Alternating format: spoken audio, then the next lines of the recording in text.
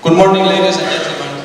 First of all, it's always a pleasure to be back in Vietnam, a country that I consider my second home.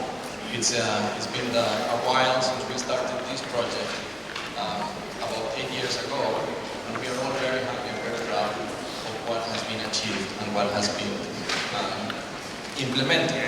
I want to start at the upfront by thanking the partners in this exercise. An exercise like the Vietnam Provincial Governance and Public Administration requires three key ingredients. Requires political support, requires technical expertise, and requires financial resources. And with the Vietnam Fatherland Front and the Center for Research and Training, with the Ho Chi Minh Academy of Politics, and the different institutions represented in the advisory board, we have had that political support required for this exercise. At the technical level, at the United Nations Development Program has been leading from behind, driving all the technical aspects, making sure that this exercise complies with international standards of survey methodology and quality control. And at the financial level, we're very glad to have the general support of the government of Switzerland and the Embassy of Switzerland over the year. That has been an unconditional support from the early stages of this exercise. Kamal mentioned earlier in his introduction that an exercise like PAPI is putting Vietnam at the forefront of the international community. Why is that? Because in 2015, at the United Nations, countries agreed to the Agenda 2030 for Sustainable Development, in which 17 goals were agreed by all member states of the United Nations that encompass 169 different targets and 231 specific indicators. It was the first time that the United Nations agreed with that level of detail on how development or a framework for development could be implemented by member states, irrespective of their development levels and their development status. PAPI naturally speaks about one of those goals, Goal 16 on governance, because it calls for a governance-informed development process. But also, the PAPI's philosophy, or trying to understand what are citizens' experiences with governance and institutions at the central and at the local level, allows us to identify specific targets in other goals and in other areas, not only related to governance. For example, goal number 1 on no poverty by 2030, goal number 4 on the quality of education, goal number 6 on 5 on gender equality, and goal number 10 on reducing inequality. So it's a powerful tool to try to monitor, to try to understand from an independent, objective measure how Vietnam is tracking its progress on the implementation, not only on governance issues, but also on the broader 2030 agenda of the global goals. Now, we have to emphasize that when PAPI started in 2009, there were no Agenda 2030. And this is unique to Vietnam, but also it puts Vietnam at the heart of what member states agreed, which is the promotion of peaceful, inclusive societies for sustainable development that provide access to justice for all and build effective, accountable, and inclusive institutions at all levels. And this has been, at the very beginning, the spirit of what PAPI has been trying to do, trying to understand what is a strong institution in a context like Vietnam. And a strong institution means public sector agencies at the central and at the local level that listen to citizens' experiences and perceptions, but also that act on that listening process, that act on what are the levels of engagement and what are the levels of performance on those aspects. The Agenda 2030 about improving people's lives and improving the development conditions of Vietnam. Vietnam has undoubtedly improved the living conditions of its citizens, and the Agenda 2030 calls member states to leave no one behind.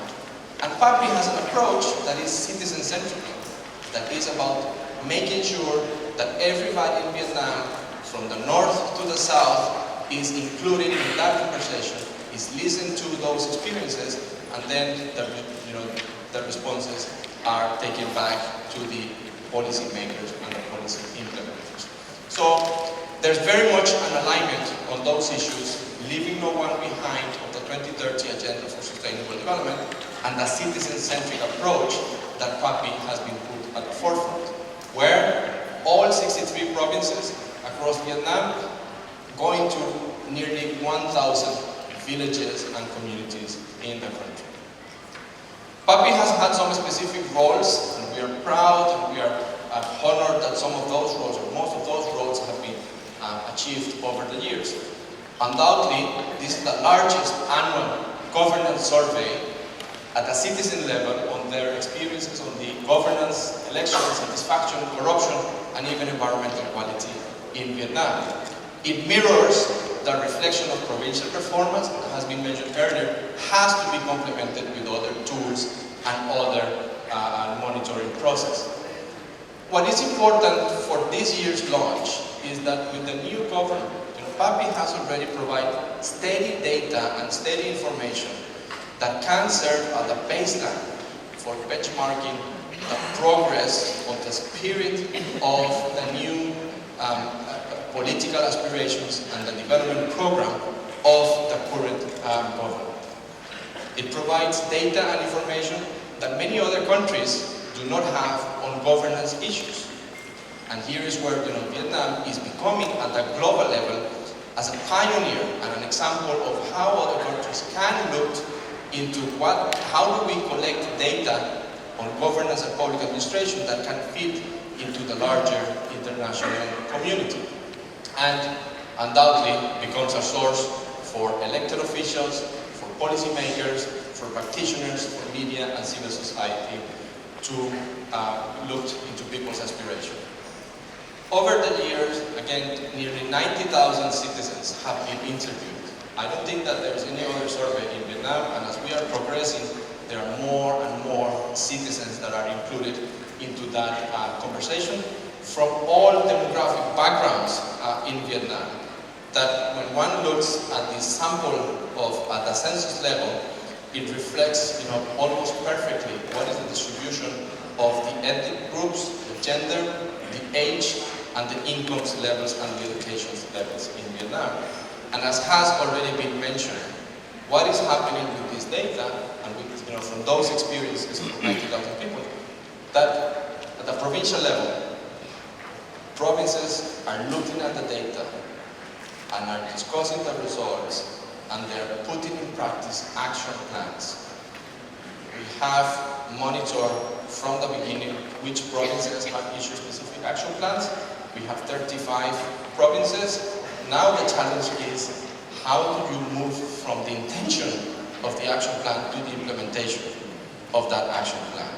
And that there is an improvement in the scores, in the actual experiences of citizens. But also, almost all provinces in Vietnam, one way or another, have responded and have conveyed diagnostics. The Ho Chi Minh Academy of Politics have had a terrific program of research, of discussions at the provincial level to sit down with the authorities, to sit down with the party committees at the local levels and also at the central level to discuss issues of performance at the provincial level.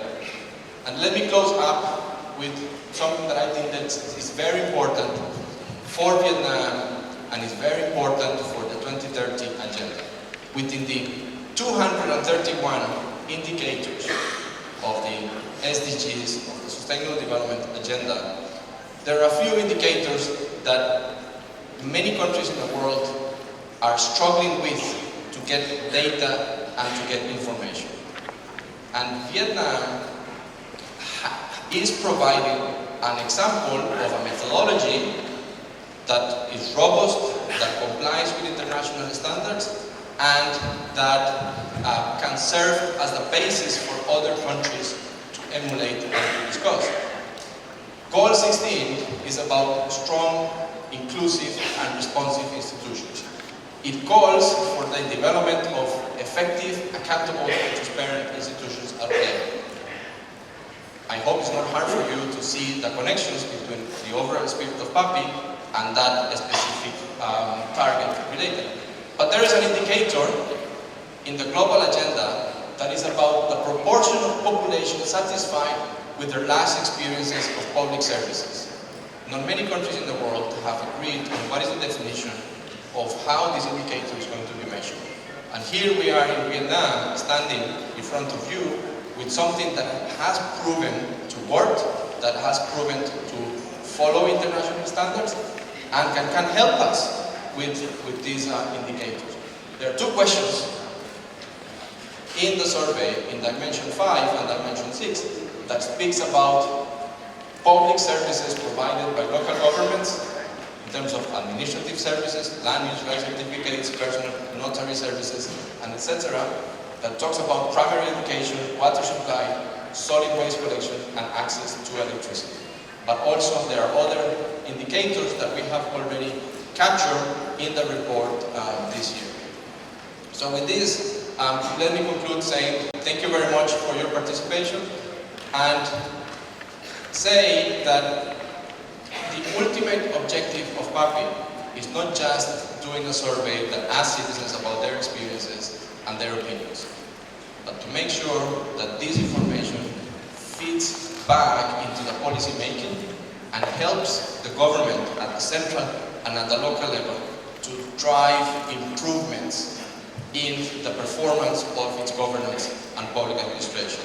And at the international level, with exercises like PAPI, Vietnam is being held as a positive example, as a pioneer on how to track and monitor the 2030 Agenda for Sustainable Development.